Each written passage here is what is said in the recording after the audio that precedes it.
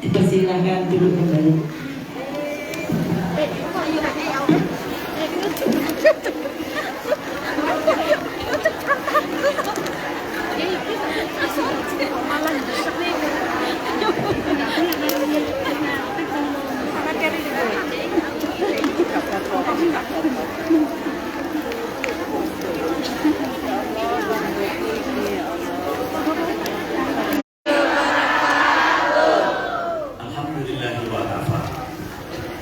Wassalatu wassalamu ala sayyidina Muhammadin Mustafa.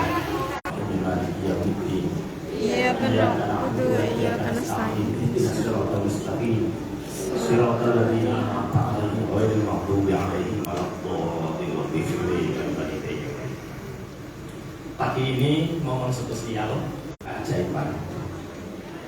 Kira-kira ingin tidak kita hidupnya penuh dengan keajaiban? Ingin. Tahu-tahu bisa berangkat haji. Amin. Tahu-tahu yang janda, yang perawan. Amin, amin, amin. Tahu-tahu yang keduanya galak tiba-tiba luka. Tiga pertanyaan pertama bisa langsung berdiri. Panitia tolong mic-nya dikondisikan.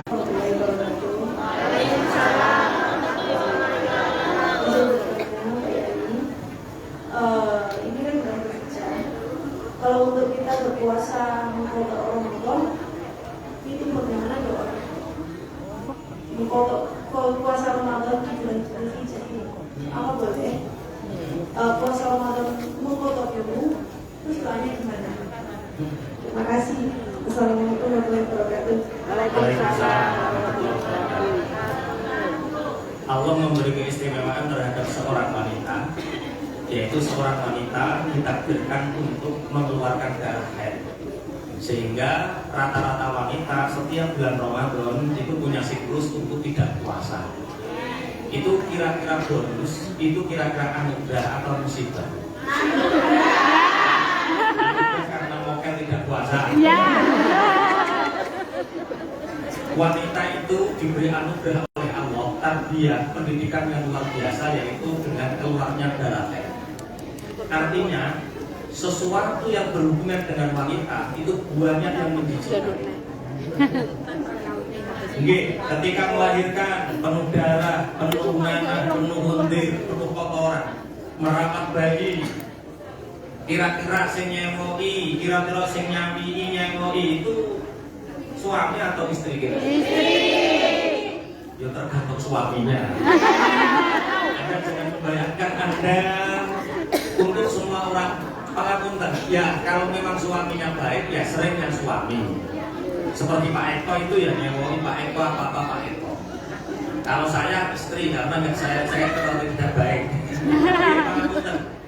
Ternyata Allah menjadikan wanita diberi haid itu untuk wanita itu latihan untuk bersinggungan dengan hal-hal yang sifatnya menjijikkan, sehingga istilah wong Jawa, istilahnya orang Jawa, orang perempuan itu diciptakan untuk menjadi dokok.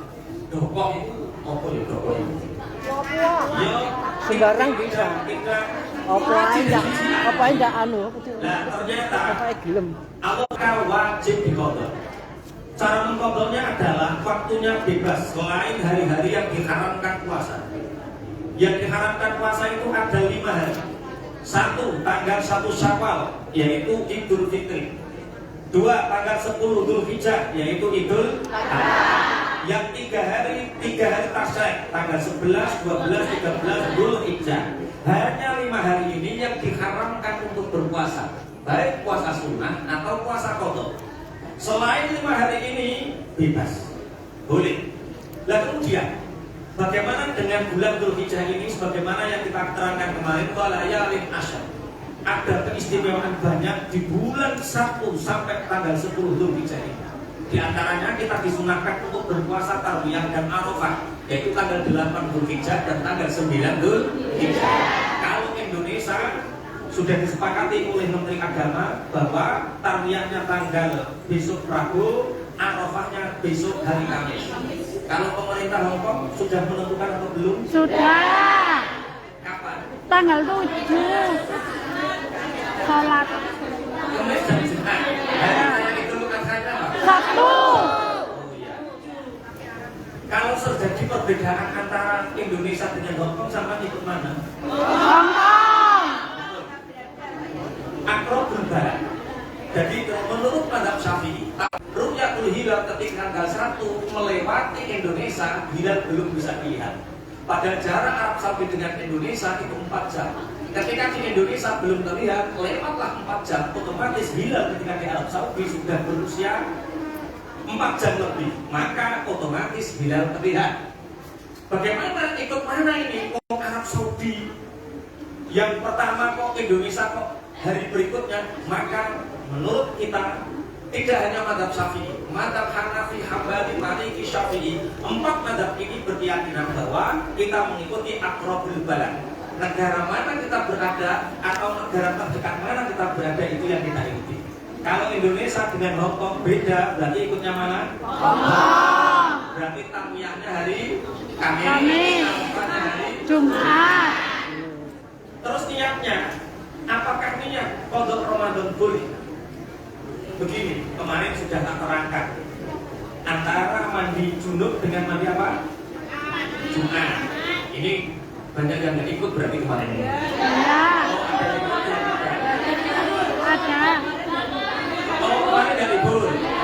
Jadi begini, ada hukum, ada satu kaidah fikih. Ketika hukum yang lebih afdol itu bisa memuat hukum yang lebih ringan. Contoh, Rasulullah pernah bersabda, buatlah junub suamimu ketika hari Jumat atau sebelum berangkat sholat Jumat. Maka besok kalau pulang, suami mau berangkat sholat Jumat, gandui pokok. Buat junub dulu.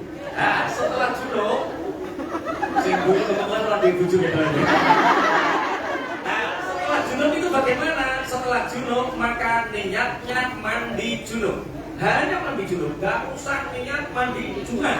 Cukup mandi junub dapat 2 pahala. 1 pahala mandi junub, 2 pahala hari Jumat, mandi hari Jumat. Begitu juga dengan puasa. Puasa qadha Ramadan itu lebih afdoliyah, lebih utama kedudukannya dibandingkan dengan puasa sunnah, tarwiyah ataupun arafah. Maka ketika sunnah tarwiyah dilakukan niat qadha Ramadan tepat pada hari tarwiyah, maka kita dapat 2 pahala. 1 pahala qadha Ramadan, 2 pahala tarwiyah. Bisa dipahami?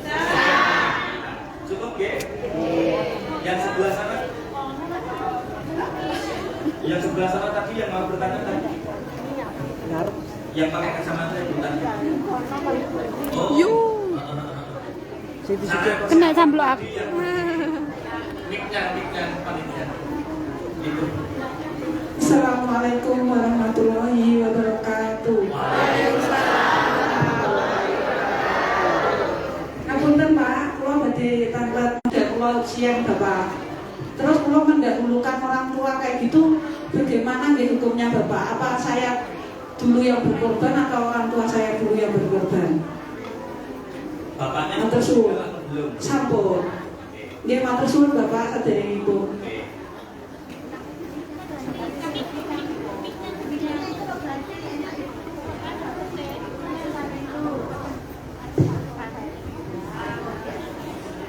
Ada seorang anak.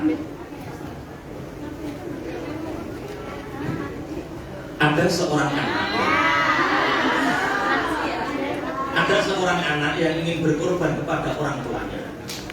Apakah diperbolehkan? Boleh. Rasulullah Shallallahu Alaihi Wasallam bersabda, "Shadaqatun tuqaddimunaha qabla mautik, afdalu min mi'ati mithqalin tusaddiqunaha ba'da mautik." sedekah yang engkau keluarkan ketika engkau masih hidup 1 miskol itu lebih baik daripada sedekah yang dikeluarkan anak cucumu 100 miskol ketika engkau sudah meninggal. Artinya teman-teman sahabat pejuang, ketika kita punya orang tua mumpung masih hidup, sampai beri 100.000 Bapak dalam niki 100.000 Bapak untuk apa? Untuk kebutuhan monggo, untuk masjid monggo. 100.000 Bapak kita masih hidup, itu lebih baik daripada 10 juta kita berikan kepada orang tua ketika orang tua kita sudah meninggal. Ketika berkorban, Bapak itu masih hidup, panjenengan belikan kambing. 1 kambing Bapak itu masih hidup, itu lebih utama dibandingkan daripada 100 kambing tapi Bapak itu sudah meninggal. Makanya mumpung Bapak kita masih hidup, Ibu kita masih hidup, berbagilah. Kalau ingin memberi, berilah, karena tidak sebanding. Nah terus, tapi seringnya kita, Bapak Ibu minta satena, contohnya kecuka benar minta satena, mengucap disentak, darah tinggi loh, darah tinggi.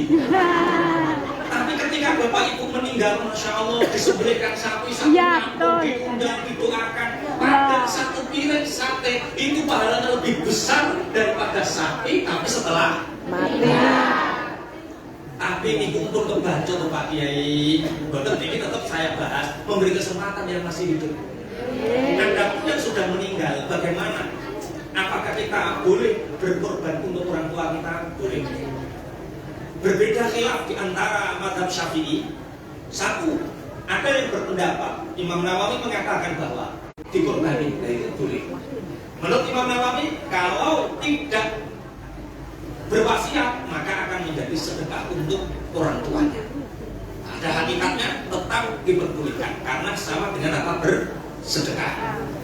Mana yang lebih didahulukan? Mana yang lebih didahulukan? Yang lebih baik itu jenengan yang berkorban, orang tua jadi korban. Itu yang lebih baik. Ya, dalam namanya ibadah itu pasti baik untuk dirinya sendiri dulu. Namanya ibadah. Lebih baik mana menghajikan orang tua atau kita? Kalau memang sudah berkewajiban, maka kewajiban itu untuk diri kita. Adapun orang tua itu adalah hadiah yang terbaik anak untuk orang tua. Bisa dipahami Bu nggih? Yang salah itu jenengan tidak berkorban, orang tua tidak korban, itu salah. Maka yang ketiga, Assalamualaikum warahmatullahi wabarakatuh. Waalaikumsalam. Mau tanya Pak Kiai, untuk akikoh, anak udah besar tapi belum diakikoi, apakah boleh ketika diakikoi itu bersamaan dengan hari raya kurban? Terima kasih. Ini pertanyaan yang kedua dari kemarin ya. Tapi dijawab lagi nggak apa-apa. Sama itu pelajaran. Kalau itu diulang beribu-ribu kali pun, maka usahakan mendengar seperti yang pertama.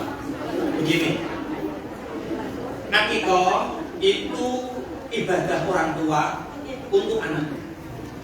Jadi orang tuanya melakukan akikoh itu yang dapat pahala orang tuanya, bukan anaknya. Akikoh itu seumur hidup sekali. Berbeda dengan udhiyah, kurban itu ibadah tahunan. Ibadah yang setiap kita lakukan. Bagi siapa wajib berkorban? Bagi orang yang mempunyai 1 nisab zakatnya, yaitu 70 gram emas. 1 gram sekarang berapa? 900. Saya ngomong rata tuku emas ya katanya. Rata tuku emas. Taruhnya 2 juta emas. Kalau emas antam secara internasional Indonesia itu sekarang 2.150.000. Loh, emasnya antam, bukan emas perhiasan. Emas yang wajib dizakati itu emas antam. Kalau emas perhiasan itu tidak wajib dizakati. Oh, gitu. Emas perhiasan itu tidak wajib dizakati karena emas perhiasan yang digunakan tazim atau zina itu nilainya berkurang. Iya, panjenengan beli emas perhiasan hari ini 10 juta sampai jual bisa jadi 8,5 juta. Iya. Loh katanya rabun emas itu anu Pak Yai, tidak rugi, itu emas antam. Emas antam itu emas yang nilainya tidak akan turun, naik. Makanya di zakati itu emas antam. Emas antam sekarang harganya 2.150.000. 2.150.000. Itu termasuk strategi saya sama istri. Kalau perusahaan saya lagi naik, terus keuntungannya mencapai sekian, itu beli emas. Tapi emasnya emas antam, bukan ali-ali, bukan ceklek, bukan gelang, bukan. Emas antam itu sekarang taruhlah 2 juta. Kalau 2 juta berarti 70 gram berarti 140 juta. Bagi teman-teman sahabat pejuang yang punya uang 140 juta, maka wajib mengeluarkan korbannya. Wajib hukumnya. Dibeli musirin ghaniyin itu wajib. Bagi yang di bawahnya, saya nggak punya sampai 140 juta Pak Kiai, saya punyanya hanya 70 juta. Kalau punya 70 juta, maka udhiyah hukumnya sunnah mu'akkadah. Hukumnya sunnah mu'akkadah. Sunnah itu kalau dilakukan dapat pahala, kalau tidak dilakukan tidak Rugi. Sebelum tidak apa-apa, ini rapi ngaji. Diganti. Sunnah itu kalau dilakukan dapat pahala, kalau tidak dilakukan Rugi. Makanya punya 70 juta, keluarkanlah korban. Sekarang saya ini orang tua Pak Kiai, anak saya itu belum diakikoi. Oke, akikah itu apa? Wal akikah itu hiya adzabihah tubahu yauma wiladati sabi'ahi. Akikah itu hewan yang disembelih ketika hari ke-7 kelahirannya. Tapi ke-7 kelahirannya itu cara wong Jawa cetek kabeh Pak Kiai, ape mangan ra kotor, kadang jijik dan sebagainya. Ditunda sebulan boleh. Belum punya uang ditunda 3 bulan boleh. Kalau belum punya uang lagi 1 tahun, belum punya uang lagi 10 tahun. 3 tahun, belum punya uang lagi sampai kapan? Sampai usia murahaqqah, sampai usia balik. Kalau sudah balik, maka orang tua tidak disunahkan mengakikoi anaknya, tapi anak wa yu'akku an nafsihi, tapi anak mengakikohkan untuk dirinya sendiri. Bisa dipahami Bu Ge? Bisa. Terus nyata Pak Yai, kalau saya memberi hadiah untuk anak, tamlik namanya. Nah, zaman biyen ibu yo ingin akikoi, tapi saat itu ibu kan belum jadi TKW. Belum punya uang. Nah sekarang ibu sudah punya uang, ini tak kasihkan kamu, buatlah akikah. Artinya pemberian orang tua kepada anak namanya hibah. Boleh, hibah tamlik, memiliki. Sehingga anak punya uang, anak beli kambing untuk mengakikah dirinya sendiri, boleh. Orang tuanya dapat pahala hibah pemberian, anaknya dapat pahala akikah. Kemudian diberikan kepada waktu korban. Bolehkah?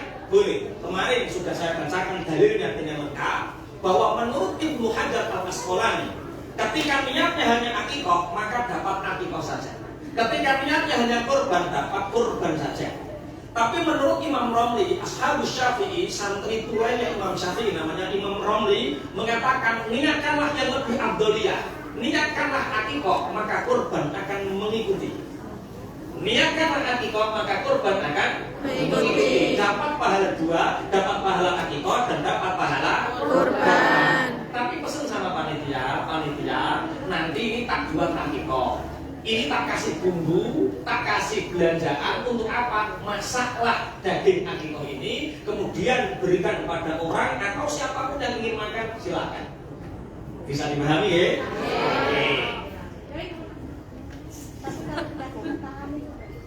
Dalam.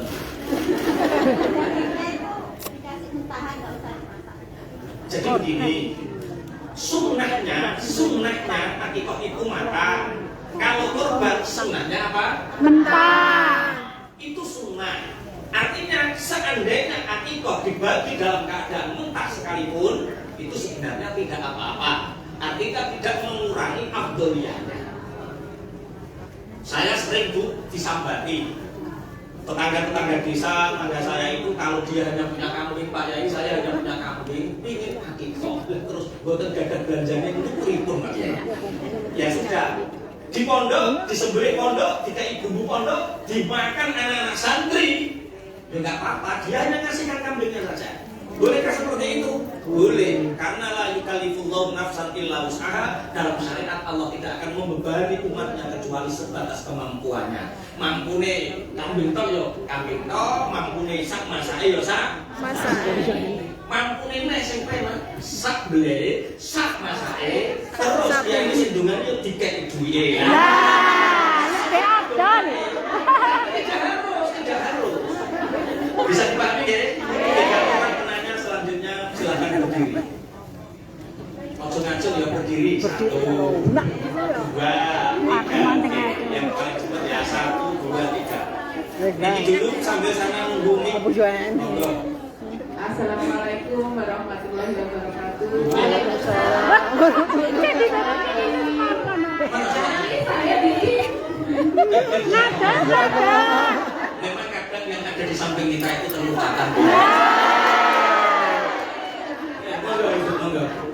bertanya Yai, ini tentang hutang piutang. Oke. Apabila kita menghutangi seseorang, terus orang itu lupa. Nggak lupa Nabi Angel. Mulai. Itu hukumnya bagaimana ya? Kita mengingatkan lagi atau Wong utang lali. terima kasih. Nabi Angel. Hutang itu seperti visa kalau kita bepergian. Hutang itu seperti visa kalau kita bepergian. Indonesia ini misalkan dunia, Hongkong ini akhirat misalkan. Maka untuk bisa masuk akhirat, kita bisa masuk surga, maka butuh yang namanya apa? Bisa. Paspor disita. Kalau nggak ada paspor, visanya ditaruh di mana? Paspor itu iman, Islam itu paspor, rukun iman, rukun Islam itu paspor. Sedangkan hutang piutang itu visa, hukukul adami itu visa. Maka kalau kita punya paspor, masuk ke surga, tapi nggak punya visa, kira-kira bisa masuk apa tidak? Makanya Rasulullah tidak mensolatkan orang yang mati dalam keadaan punya hutang. Kemarin sudah Pak Yai bahas, termasuk sunnah yang utama didahulukan, yaitu nyauri tolong yang punya hutang segera disadar. Malah jadi musuh ha. Tapi anehnya hari ini yang hutang sama yang menghutangi lebih galak ya. Yang hutang. Betul. Orang hutang sekarang itu saat hutang, masya Allah, saat meminta hutang seperti malaikat rahmat. Ya Allah seperti ini seperti malaikat rahmat. Tapi ketika ditagih yang hutang seperti malaikat adab. Pecicilan pecucu ya. Oke. Ini ada lupa. Menurut yang hutang dia sudah bayar, yang menghutangi merasa belum pernah dibayar. Dalam Islam ada namanya hukum suluh. Kitab namanya as-suluh. Dalam jual beli ada namanya as-suluh. Makanya kemarin sudah tak jelaskan wayaqtu bainakum katibun bil adl. Kalau kalian menikah, maka catatlah. Saksikan dua orang yang adil, karena pernikahan itu penting. Kalau menikah tanpa catatan berarti menganggap pernikahan itu tidak sah, tidak penting. Hutang piutang, dawuh Gusti Allah waliyaqtu bainakum katibun bil adl. Kalau di antara terjadi hutang piutang di antara kalian yang dianggap hutang ini besar dan tahajud duha dilakoni deres Quran tapi gak bayar hutang tenono duwe paspor tapi ora duwe visa. Terus bagaimana kalau seperti itu? Begini, jangan persulitkan hidup kita nanti di akhirat hanya gara-gara bilang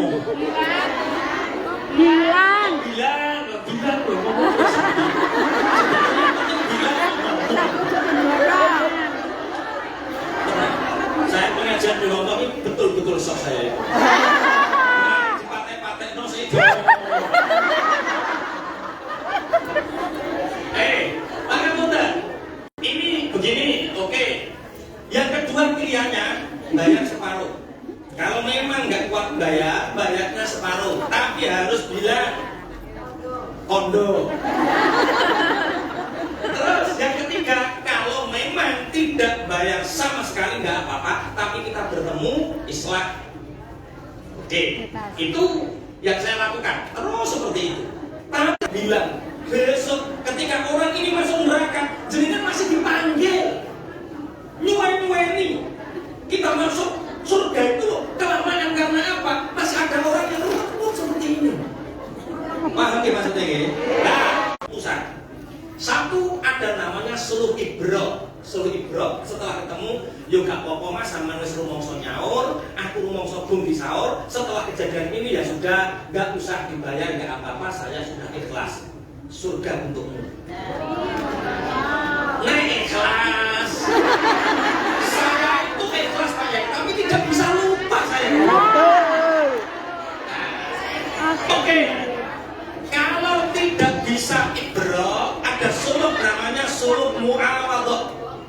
Suluk mu'awadhah itu apa? Suluk, Pak, gini, kan ini sudah 100 juta kan? Sampai merasa nyaur, saya kok belum ada bukti transfer atau yang lain. Gini saja, 50 juta saja. Sampai separuh, saya separuh. Dan ini disaksikan 2 orang. Sampai dari, ya enggak, kalau enggak diaji dengan sesuatu yang ketiga. Namanya mu'awadhah itu, kalau senilai 100 juta, ya sudahlah, ini ada mobil Avanza senilai 65 juta, enggak apa-apa. Oh, mobil Avanza tak bawa, hutangnya lunas, tanda tangan. Itu suluk. Kalau orang-orang tujuannya baik, kalau sana Islamnya baik, sini baik, terjadi seperti ini seneng, pokok ojo dadi kecewane hati Mbak ya, jangan sampai ini menjadi kekecewaan hati, sudah ibrah dunia akhirat begitu. Tapi kalau musuh orang ruwet dan rewel, urung akhirat dunia wis rewel. Kalau menurut saya orang yang ruwet dan rewel itu diikhlaskan saja biar cepat matinya orang seperti itu. Eman, ya itu. Kalau Anda masih eman, Allah punya jalan rezeki yang banyak, bukan dari situ. Kita, energi kita, waktu kita, pikiran kita habis dalam mikir si fulan ini. Gara-gara mikir dia darah tinggi, gara-gara mikir dia asam lambung naik, gara-gara mikir dia kurus sampai. Dari kita tidak boleh curhat. Nah, betul. Kalau curhat nanti. Niki bab sholat. Oke. Waktu dulu sudah balik, usia balik, kita kan selalu meninggalkan sholat wajib tanpa kita ketahui berapa jumlahnya. Dan kita baru ngeh dan sadar di waktu usia senja. Masya Allah. Begitu pula dengan puasa Ramadan, puasa yang diwajibkan di bulan Ramadan. Itu bagaimana caranya kita bisa membayarnya, sedangkan kita kan nggak tahu jumlahnya dengan cara bagaimana. Terima kasih atas jawabannya, solusinya. Matur suwun. Alhamdulillah. Assalamualaikum warahmatullahi wabarakatuh. Yang bertanya satu orang insya Allah mewakili puluhan orang. Saya itu bisa tahu ini wajah-wajah kriminal ya. Insya Allah barokah, insya Allah barokah. Saya balik sampai usia 25. Kalau beliau bilang usia senja. Kalau saat jenengan belum senja, usia jenengan 45. Wah, 49 lebih tua daripada yang saya pikirkan. Kalau 49 itu umur kedua ya. Iya. Oke, 49 baru sadar ingin sholat, ingin puasa. Ada 3 pendapat ulama tentang hal ini. Satu pendapatnya Imam Hanafi. Ini pendapat yang paling ringan berdasarkan ayat faman ja'ahu mau'izatun min rabbih fantaha falahu ma salaf wa amruhu ila Allah wa man 'ada fa ulaika ashabun nar hum fiha khalidun. Barang siapa awal-awalnya dia itu maksiat, awal-awalnya dia itu kufur, kemudian datang kepadanya mau'izah, datang kepadanya itu nasihat-nasihat luhur, kemudian masuk ke dalam hatinya, kemudian dia bertobat, maka falahu ma salaf, yang lalu biarlah berlalu. maka kewajibannya hanya memperbaiki Ramadannya tahun berikutnya, memperbaiki sholat tahun berikutnya. Itu mazhab Imam Hanafi. Ini mazhab yang paling ringan. Mazhab yang kedua, ini pendapatnya Imam Syafi'i, sholat itu tidak bisa ditawar, sholat tidak bisa ditawar. Sholat itu adalah kewajiban. Begitu juga dengan puasa, wajib mengqadhanya. Bagaimana cara mengqadhanya? Maka bisa dengan istimror. Istimror itu panjenengan sholat zuhur adaan, sholat zuhur berjamaah. Kemudian setelah sholat zuhur berjamaah atau sholat zuhur sendirian, ada itu maksudnya belum sholat, belum meninggal, maka 70 tahun kekafirannya dihapus oleh Allah. Bisa dipahami? Kata-katanya ada diganti kodok. Ada itu di waktunya, kodok itu di luar waktu. Makanya kodok udah ini nyauri utang. Bisa dipahami ya? Oke, monggo yang ketiga. Rumahnya itu tidak tahu kadang-kadang arah kiblatnya mana. Nah, mungkin untuk penjelasan dari Bapak Kiai, bagaimana cara kita menentukan arah kiblat di tempat kerja kita supaya kita bisa sholat dengan baik tanpa tahu di mana arah kiblat, kecuali dengan menggunakan kompas. Karena kadang-kadang ketika kita menggunakan kompas itu posisinya beda dengan tidak pas dengan sajadah yang kita gelar. Seperti itu. Jadi kadang-kadang kiblatnya ke sana, tapi kita bisa sholatnya arahnya agak miring ke kanan, seperti itu. Kemudian yang kedua, bak wudu itu ketika kita di sini tidak ada keran, jarang ada keran yang mengalir seperti pancuran. Nah, itu kadang-kadang kaki kita dinaikkan di wastafel, dan itu sangat sebetulnya budaya yang tidak bagus bagi kita warga negara Indonesia di sini. Mudah-mudahan tidak dilaksanakan juga ketika kita menaikkan kaki ke wastafel, karena wastafel itu digunakan oleh seluruh teman-teman pekerja migran dan juga pribumi yang ada di sini.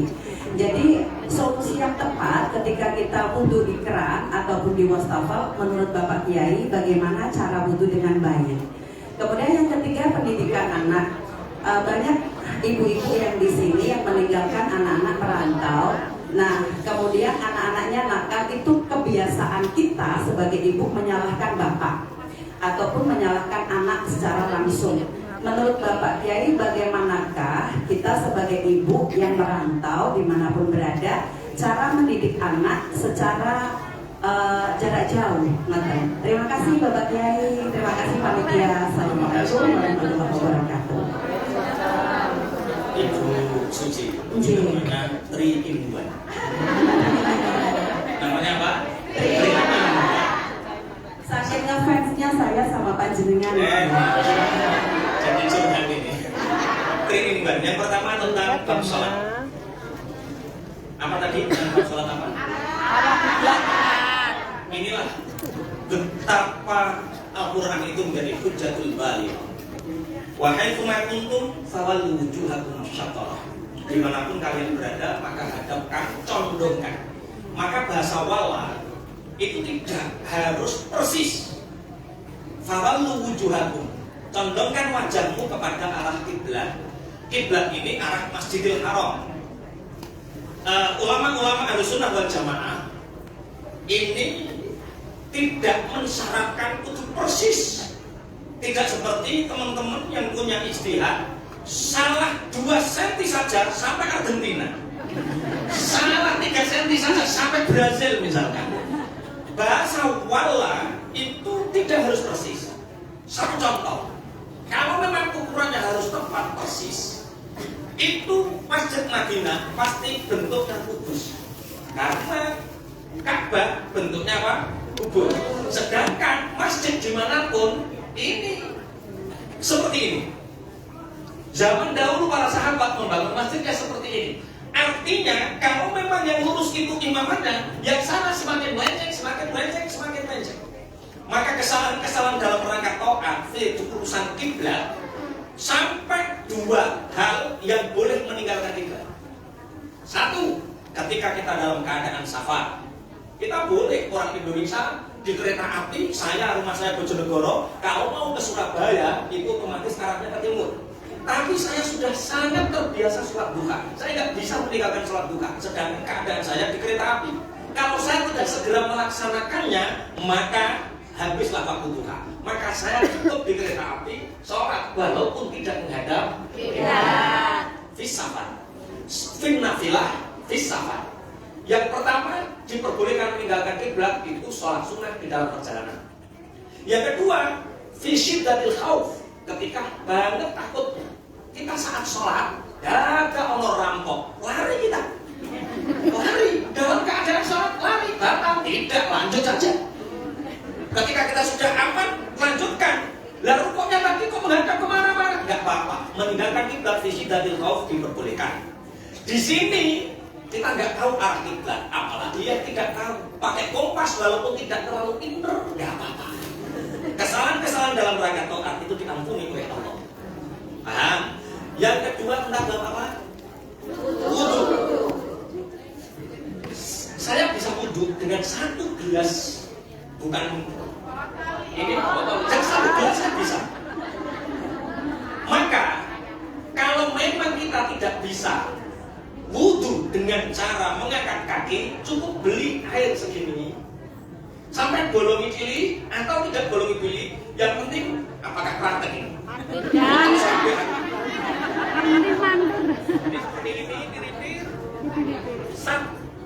Lah,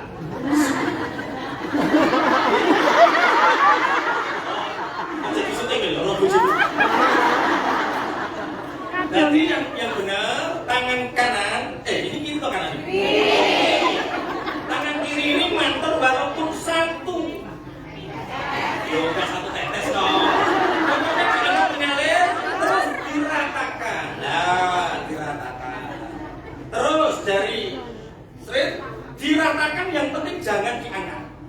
Tangannya jangan diangkat. Ya, itu sudah dianggap tidak mengusap, tapi namanya membasuh, yaitu dengan 1 kali pancuran terus diratakan sendiri, itu sudah dianggap apa? Membasuh. Membasuh. Kemudian kalau ini mudah, kaki juga sama. Saya pernah melakukan perjalanan dari Riyadh, Arab Saudi, ibu kota Arab Saudi, sampai Mekah. Itu enggak ada air sama sekali, hanya mengandalkan bukan botolan, gelasan. Aqua gelasan itu biar kita buat sholat itu bisa dipahami? Bisa. Kalau saya di pesawat itu pasti selalu bawa botol kosong. Karena apa? Saya nggak bisa kalau nggak pakai air itu. Makanya kalau di toilet ya itu di wastafel ada botol. Makanya orang bahagia itu caranya banyak, cerdas orang bahagia itu. Biasanya yang sumpek-sumpek itu yang tidak bahagia. Sama si milik gua nggak tambah kedua. Gua peopo sampai cenah dalam. Oke, sudah bisa dipahami ya? Oke. Kemudian yang ketiga, bagaimanakah caranya mendidik anak yang jarak jauh? Teman-teman sahabat tujuan, itulah sunnatullah. Manusia itu punya kodratnya masing-masing. Tidak ada yang sempurna di dunia ini. Tidak ada yang sempurna di dunia ini. Rasulullah mengatakan, al-ummu madrasatul ula. Ibu adalah pendidik pertama. Madrasah pertama itu siapa? Ibu. Nah, ibu ini banyak yang mengatakan sebagian besar kalau anak dididik oleh ibu, ini benar, belum tentu juga. Di rumah banyak yang didik ibunya langsung, tapi ya Mbak? Enggak benar. Yo karuan. Ini bener apa ide loh. Ya banyak yang benar, ada yang nakal, gitu loh maksudnya. Tapi begini, kalau di rumah terus, pangapunten Mbak ya, kalau di rumah terus masyakohnya lebih berat, yang dihadapi itu lebih berat, pendidikannya tidak terjamin dan lain sebagainya. Bagaimana mendidik anak secara jarak jauh? Saya belum pernah melakukan ini dan saya belum pernah praktek juga. Artinya hanya sekedar wawasan. Satu yang bisa kita andalkan adalah doa. 2, beri pendidikan yang terbaik, baik melalui pondok pesantren atau bapak. Ada 2 hal. Nek di titik mbah tok wong gak sama didik.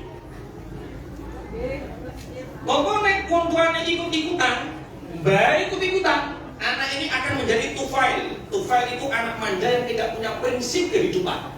Dek, pokok wayak diseneni mbak, wayak dimarahi mbak, ikut Ibu. bapak, wayak dimarahi bapak, ikut Ibu. terus yang ibu yang pun kohong-kohong, aja ketole. Satu, pilih mbak atau bapak.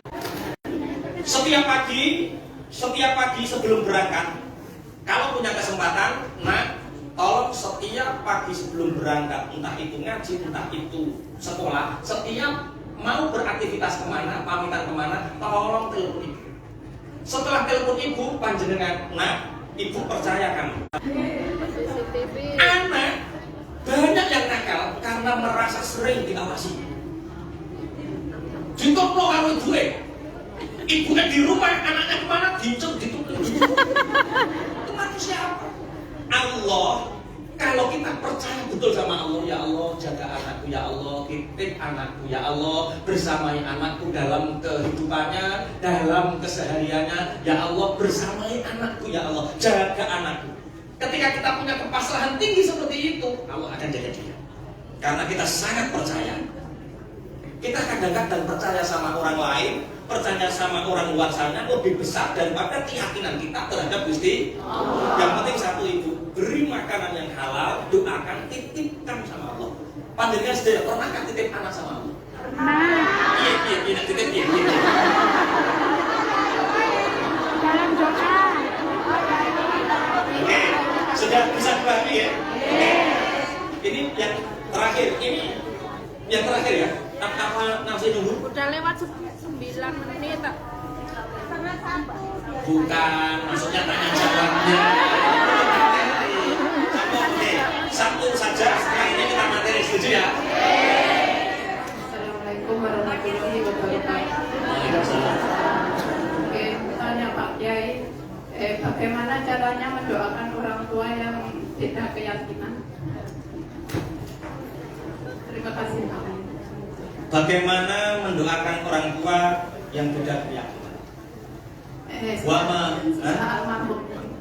Sudah almarhum. Wa ma du'aul kafirina illa fi dhalal. Maka Ibrahim Yahudi wa Nasrani walakin kana hanifan musliman wa ma kana minal musyrikin. Rasulullah Muhammad sallallahu alaihi wasallam pernah ingin mendoakan pamannya Abu Thalib. Dan juga para sebagian sahabat pernah mendoakan orang tuanya yang meninggal dalam keadaan jahiliyah atau dalam keadaan menyembah berhala. Kemudian turunlah ayat yang beberapa tadi sudah saya baca. Kemudian turun ayat. Ketika Nabi Muhammad bertanya kepada para sahabat, kenapa engkau mendoakan bapak ibumu sedangkan bapak ibumu menyembah berhala? Nabi Ibrahim pun mendoakan bapaknya. Turun ayat wa maka istighfar Ibrahim li abihi illa amma wa idati wa'adaha iya. Falamma tabayyana lahu qala a'lamu anna Allah 'ala kulli syai'in qadir. Nabi Ibrahim mendoakan ayahnya yang penyembah berhala, pamannya yaitu Azar, itu ketika masih hidup. Ketika sudah jelas bahwa ini adalah adullah, musuhnya Allah, maka kita tidak diperkenankan untuk mendoakannya. Maka bagi teman-teman sahabat pejuang yang punya bapak ibu kafir atau tidak, saya menyebutnya kafir ya. Kafir itu lebih halus daripada non muslim. Kafir itu dari kata kafaro. Kafaro itu artinya tertutup. Berarti orang kafir itu orang yang tertutup. Tertutup dari pintu hidayah, itu namanya kafir. Tapi kalau non muslim itu sangat keras. Islam itu keselamatan.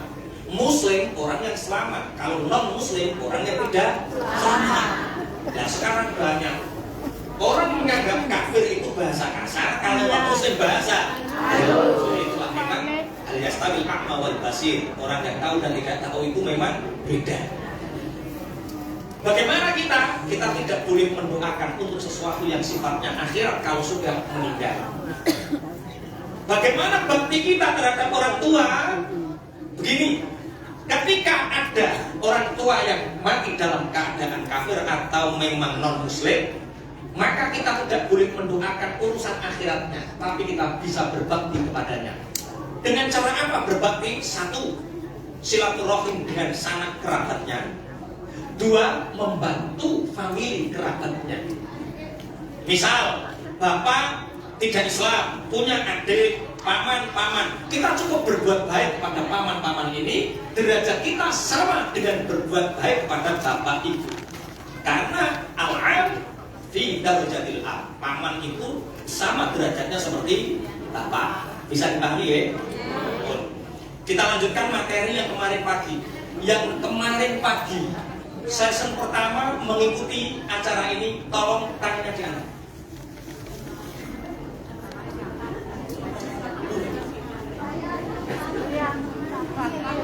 Pagi. Yang kemarin pagi yang mengikuti session pertama. Oke, tidak ada seberapa. Harus semua. Oke. Kemarin pagi sebenarnya saya ingin menerangkan 6 hal. 6 tahapan sukses barokah. Baru kita terangkan 3, yaitu himmatul qawiyah, al-ulumul wasi'ah. Yang ketiga adalah dengan al-farokat. Sebenarnya masih ada 3, tapi karena tidak ada seperempatnya, kita ganti dengan tema baru saja ya. Tidak apa-apa. 3 saja sudah cukup kemarin itu, insya Allah. Teman-teman, sahabat-sahabat pejuang semua, Allah memberi kebebasan terhadap kita untuk memilih 2 cara hidup. Yang pertama adalah hidup sendirian atau yang disebut dengan munfarid. Yang kedua, hidup berjamaah atau berkelompok, bermasyarakat, bernegara. Kenapa? 1, kita diperbolehkan untuk hidup sendirian karena apa? Ternyata semua dosa yang kita lakukan itu ternyata sumbernya itu dari karena kita kumpul dengan orang. Sealim apapun kita, sehebat apapun kita, kalau kita kumpul dengan orang, kumpul karo konco, kumpul sama teman, pasti melakukan dosa. Itu yang sana sudah rasa-rasa. Pak Toha itu istrinya berapa? Sudah rasa-rasa. Pak Toha itu istrinya berapa? Kadang-kadang kalau kita di rumah ada orang punya gawe, kita biasanya membantu. Wadon-wadon, itu senengannya lewat. Iya, Dok. Halo? Terus gibah. Orang-orang perempuan datang bantu. Ada yang mulek lombok, ada yang mulek berambak, ada lombok urung ngajur, berambak urung ngajur, tonggone wis. Maka jalan yang paling mudah untuk masuk surga itu hidup sendirian, yang disebut dengan uzlah. Hidup sendirian di atas gunung, di tengah hutan, sholat tok, zikir tok, mati langsung surga. Kenapa? Karena nggak ada dosa. Itu yang pertama. Yang kedua, teman-teman, kita diperbolehkan ketika hidup untuk memilih jalan hidup mukhalathah. Mukhalathah itu apa? Bermasyarakat, berkumpul. Rasulullah bersabda, la an sabara ahadukum ma'an nasi sa'atan khairu min ibadati rajulin munfaridin arba'ina sanatan. Barang siapa betah sabar berkumpul dengan orang 1 jam saja, seperti panjenengan semua sabar di sini 1 jam saja, itu pahalanya lebih besar daripada hidup sendirian beribadah 40 tahun.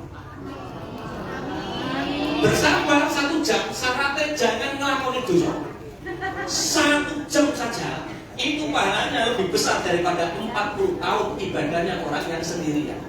Maksudnya hidup mukhalathah, hidup kumpul karo wong itu kumpul Pak ya. Gini. Maksudnya urip kumpul karo wong, hidup bersama orang itu maksudnya ya kumpul karo wong sing apik, ya kumpul karo wong sing elek. Maksudnya nek ana wong apik diapiki, nek ana wong elek diapiki. Ya Allah, ya Allah. Hatinya ya Allah. Yang perilakunya baik, berbuat baik kepada kita, ya kita balas dengan segala kebaikan. Ada orang yang berbuat jahat kepada kita, berbuat buruk kepada kita, balas dengan segala kebaikan. Ono wong apik diapiki ben tambah-tambah apike. Ono wong elek diapiki ben ora nemen-nemen. Ada orang yang perilakunya buruk, dia karakternya saja sudah buruk. Sampai balas keburukan tambah iso turu sampai. Tambah nggak bisa tidur kita karena apa? Yang ngurusi orang-orang seperti itu. Wes, oke, wong apik diapiki, wong elek. Hidup itu teman-teman seperti sholat. Ada sholat sendirian namanya sholat munfarid, ada sholat kumpul karo berjamaah. Sholat sendirian munfarid pahalanya 1, sholat berjamaah pahalanya 27. Berarti tarik kesimpulan. Kesimpulannya baik mana? Hidup sendirian atau hidup berjamaah? Jamaah. Apik dhewe apa kumpul karo wong? Kumpul karo wong. Karek wonge. Karek wong. Karena ada orang yang tidak bisa, pangapunten, tidak bisa kumpul sama orang itu ada. Punya mulut itu, Masya Allah, kalau ketemu orang pingin meramus. Ada yang seperti itu, berarti kita tahan. Ini nggak boleh ketemu orang, ini bahaya ini. Gitu. Kalau dipikir, saya pernah di Bojonegoro itu, orang itu seperti tawon. Ada orang seperti tawon madu, orang baik, kemanapun dia berada pasti bawa kebaikan. Dimanapun dia berada, di situ ada kebaikan. Karena orang baik seperti tawon madu, kemana-mana dia buat madu. Orang baik seperti tawon madu. Ada orang yang seperti tawon das. Ngerti tawon das? Mentok. Itu bahasa Indonesia tawon apa itu? Masuk tawon kepala. Tawon das itu ya? Ya tawon das ya. Tawon das ini kemana-mana pasti bawa masalah.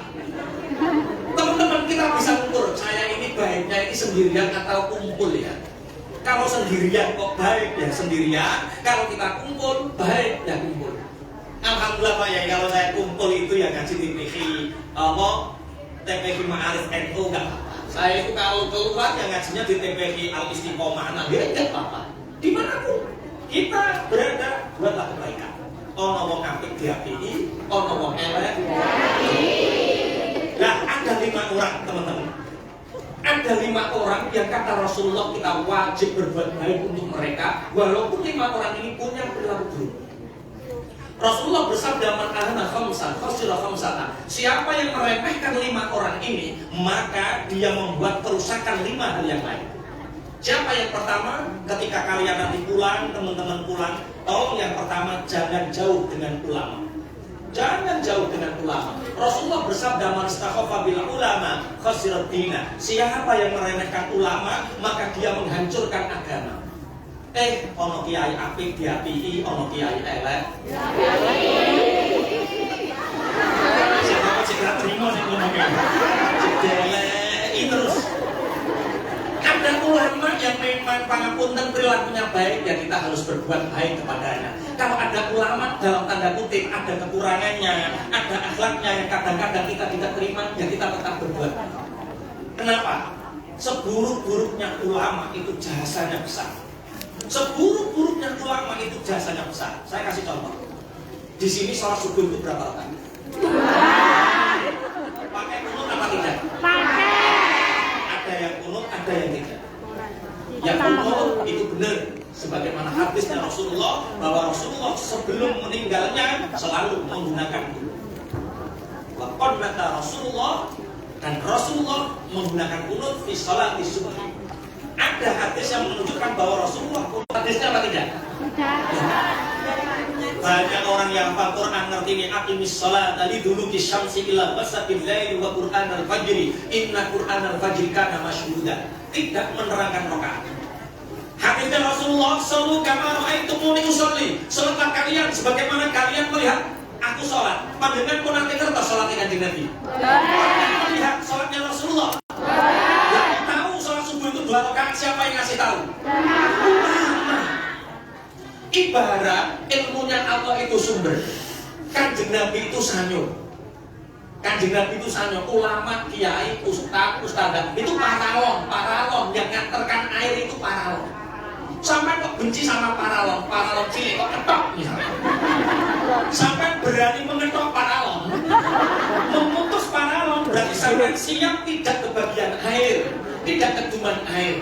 Sampai jauh dari ulama, berarti sampai siap tidak kebagian ilmu Gusti Allah. Tapi Tapi besok kalau ada ulama lewat ya kan jangan dipanggil dan paralon.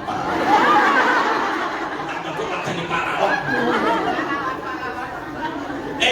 Rasulullah pernah bersabda, launa ulama lakana nasu kalbahaim. Seandainya tidak ada para ulama, manusia itu seperti binatang, tidak ada yang mengarahkan ini benar, ini salah. Terus ulama itu sinten Pak Kiai? Ulama itu siapa sih? Apakah orang yang pakai sorban? Apakah orang yang harus berjubah? Walid juga berjubah. Tapi orang mengatakan bagaimana Walid dan Dewi boleh? Makanya dalam ayatnya innama yakhsyallaha min ibadihil ulama. Ulama itu dalam ilmu tafsir dimaknani alladzina yaj'aluna ulumahum litaqarrubihim ila Allah. Ulama itu orang-orang yang menjadikan ilmunya agar dia lebih dekat kepada Allah. Dia sebagai ulama para karo Allah, umat yang dibimbing, umat yang dibina dekat dengan Allah, itu ulama. Tidak harus pakai kopiah putih, tidak harus pakai jubah, pakai sorban, tidak harus. Wah, buktinya juga banyak. Kantoke nganggo sorban, nganggo jubah, nganggo kopiah putih, tapi nek ngerti duit matane Hijau. ijo zaman Pak Harto. Zaman Pak Presiden Prabowo itu uang yang paling besar warnanya. Ulama itu teman-teman ketika dilihat langsung mengingatkan Allah, itu ulama. Panjenengan berjalan kemudian lewat dengan seseorang, panjenengan memandang langsung terkiling Allah, ulama.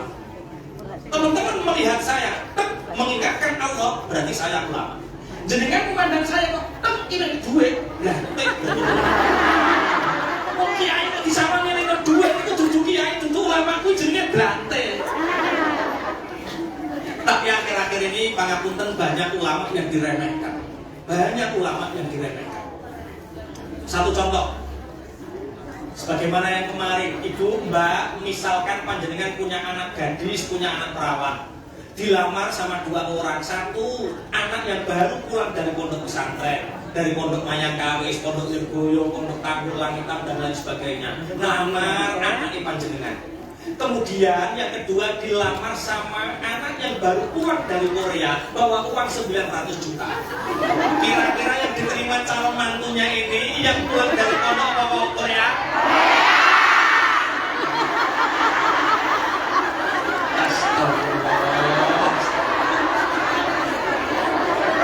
Saya itu sebenarnya dari atas sudah kelihatan.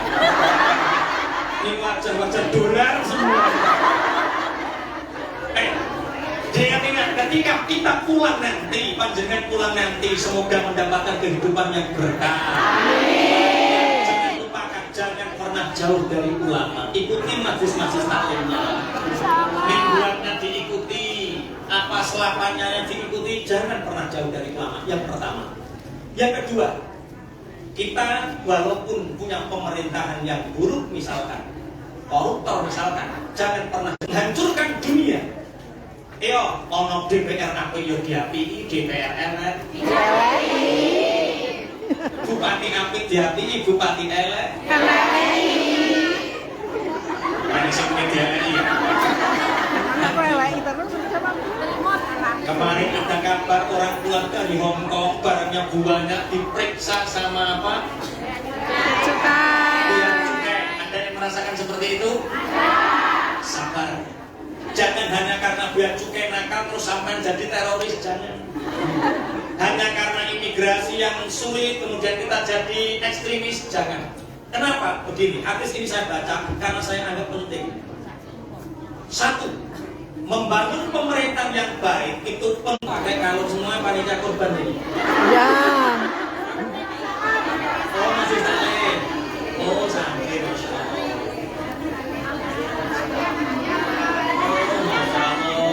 Santai anak dia. Maaf, pikiran saya itu masih di Bojonegoro. Kalau Bojonegoro musim seperti ini pakai kalung itu biasanya panitia korban.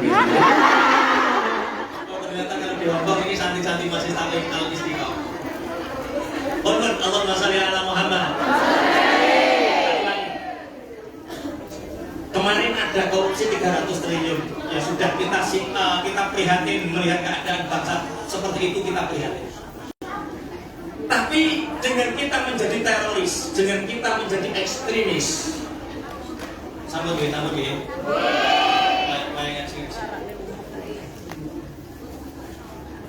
Itu tidak akan menjadikan negara kita berubah. Makanya pendapatnya seperti ini. Bangun pemerintahan yang baik itu penting, tapi bangun masyarakat yang baik itu lebih penting. Karena apa? Pejabat pemerintah itu terbentuk dari masyarakat. Nek masyarakatnya apik, mesti pejabatnya apik. Nek masyarakatnya elek, pejabatnya elek. Satu contoh. Ketika ada panjenengan nanti pulang, kemudian ada pemilihan gubernur, ada pemilihan DPR, kira-kira sing sampean coblos, kira-kira calon DPR yang baik atau calon DPR yang bagi-bagi duit? Atau bagi-bagi duit?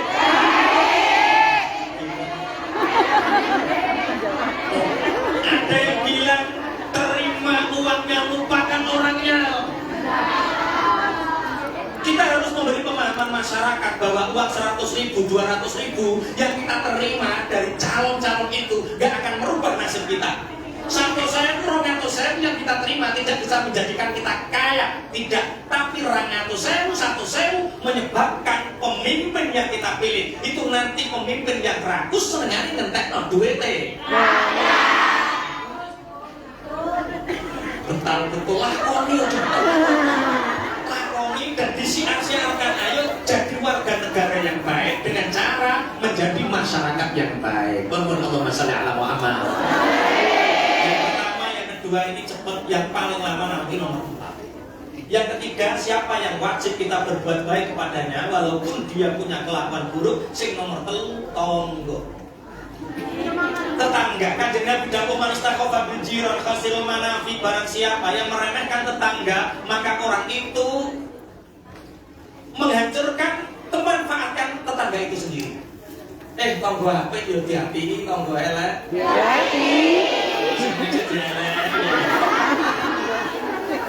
siapa yang meremehkan tetangga, tidak rukun sama tetangga, maka orang itu menghilangkan manfaat tetangga itu sendiri. Apa manfaat tetangga? Banyak. Kalau ada kebakaran, kira-kira yang bantu pertama itu saudara Kalimantan atau tetangga? Tetangga. Kita punya pangapunten keluarga yang meninggal, sing duduk kuburan, yang gali kubur itu saudara kita Surabaya, Jakarta apa tetangga? Kalau kita punya damel, gadah damel, punya hajatan yang sibuk, sing isah-isah piring, Kiri berapa? yang sibuk lah, yang direpoti, itu saudara yang jauh atau tetangga? Tetangga. Saking baiknya tetangga, walaupun pangapunten kadang-kadang dibedakan, tetap tetangga itu baik. Loh, orang punya hajatan pasti dibedakan. Yang cantik-cantik jadi penerima tamu. Yang terlalu cantik nyapu-nyapu, sing nemen elek kisah-kisah. Kita bisa mengukur kecantikan kita itu lewat aku kisah-kisah atau penerima tamu. Kalau penerima tamu berarti cantik, kalau sedekah berarti nyapu, kalau elek berarti kisah-kisah. Ada yang tanya, kisah-kisah itu apa? Cuci piring. Walaupun dibedakan seperti itu, tapi tetangga itu alhamdulillah kok sambati, alhamdulillah sampean kok masya Allah tak bantu saking apike tonggo. Siapa yang tidak rukun sama tetangganya, maka dia akan kehilangan manfaat tetangga itu sendiri. Ada yang punya masalah sama tetangga? Ada. Masalahnya apa? Punya masalah itu apa?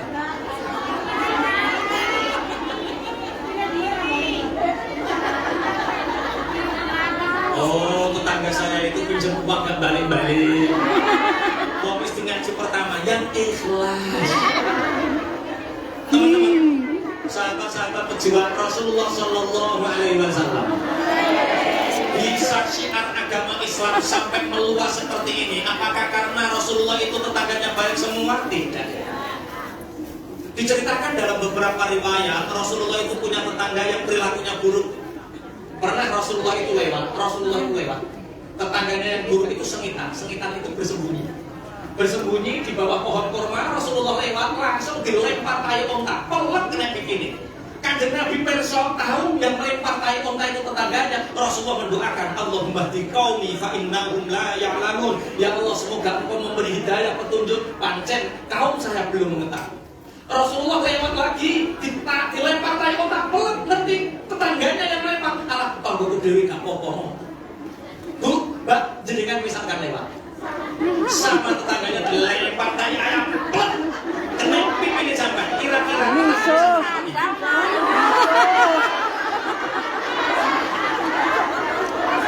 Astagfirullah. Pantes pada jadi TKW. Pantes. Orang-orang yang berani hidup perih semua ini. Perih. Pekerja keras semua. Orang-orang yang tidak mau dikalahkan siapapun. Ini orang-orang keras terkuat di dunia ini.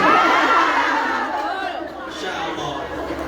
Pak Kiai, itulah Rasulullah. Rasulullah itu Sayyidul Anam, Khairul Anam. Sebaik-baik makhluk itu Rasulullah, sebaik-baik akhlak itu Rasulullah. Sedangkan kita ini yang tidak seperti Rasulullah.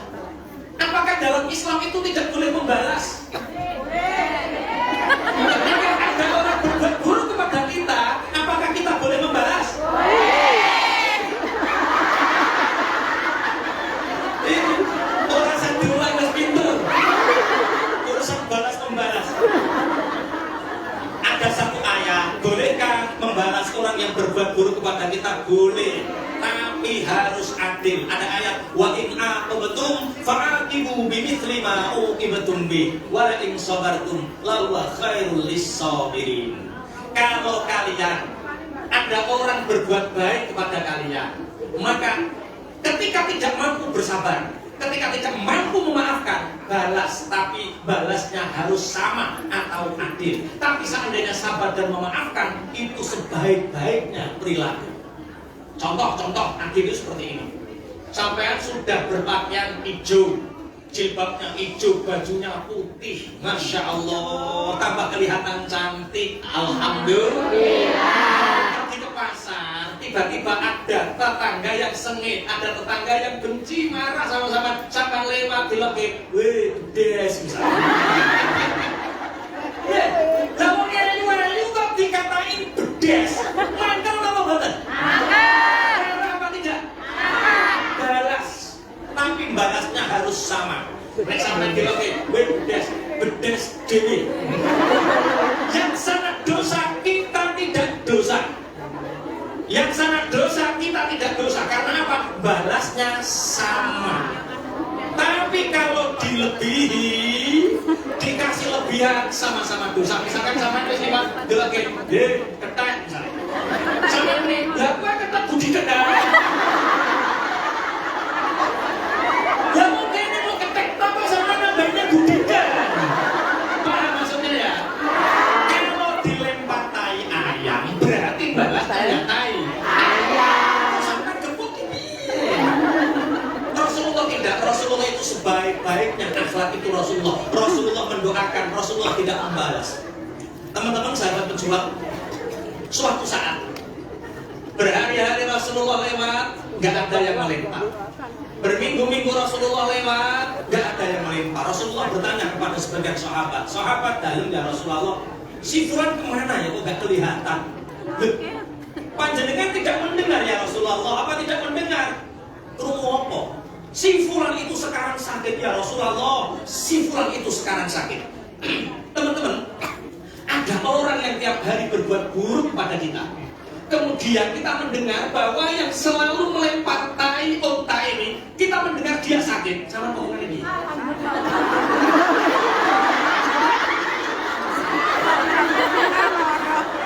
Orang sing niku. Ini bokol yang pasti bejer-bejer jelas. Pangapunten. Rasulullah tidak membalas karena begini teman-teman, orang baik itu punya tanda, orang buruk yang punya tanda.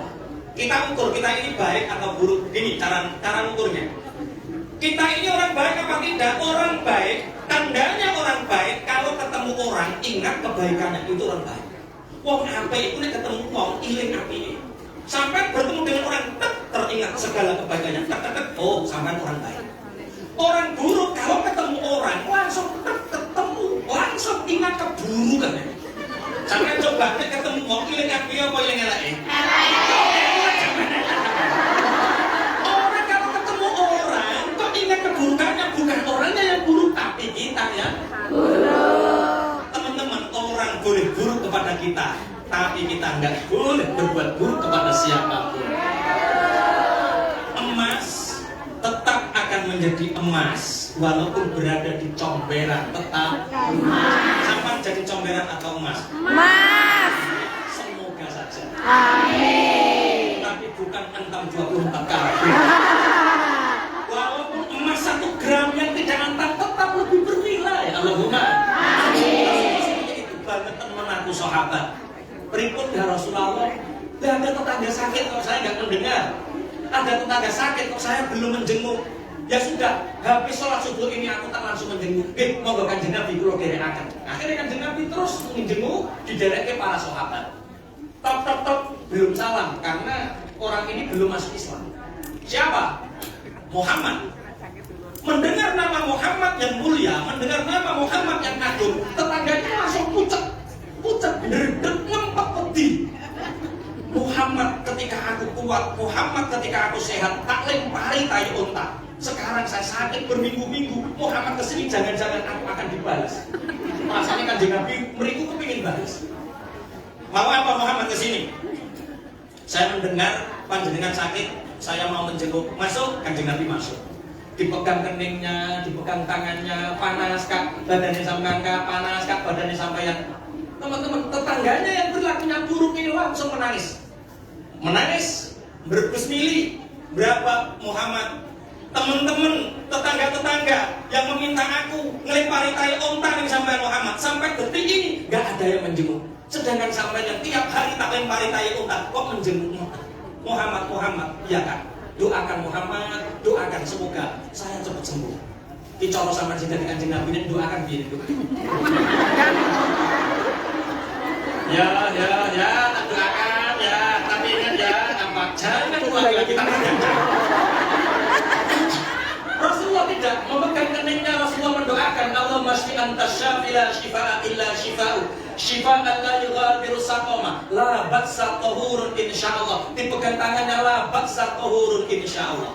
Sampai hari ini teman-teman sahabat-sahabat pejuang, sampai hari ini ketika kita menjenguk orang sakit, nanti kalau pulang hitung tetangga kita berapa, kasih amplop $100. Kira-kira tetangganya sama niku menencep apa tidak?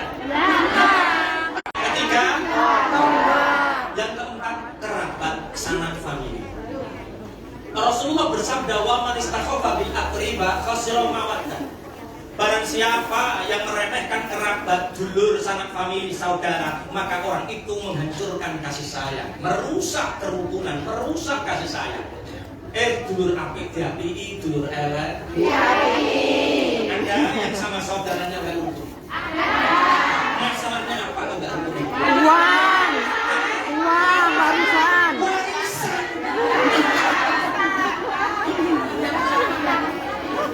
Masalah warisan juga nanti. Teman-teman sahabat pejuang, panjenengan ora rukun karo tonggo, enggak rukun sama tetangga, bisa pindah. Tetangga itu orang lain. Wong Bojonegoro diajak rukun sulit pindah ke Tuban monggo, Ponorogo monggo, Banyuwangi monggo, Malang monggo, tetangga itu orang lain. Nanti telepon saudara. Mas, enak ngomong nih. Aku telepon kepingin bahas warisan apa nih? Gini mas, gimana? Masalah warisan saya nggak usah dibagi, nggak apa-apa.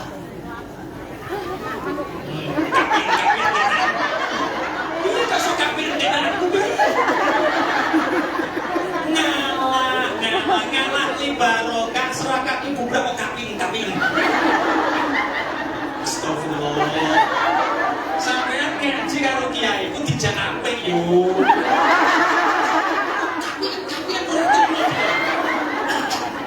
Gini. Iya.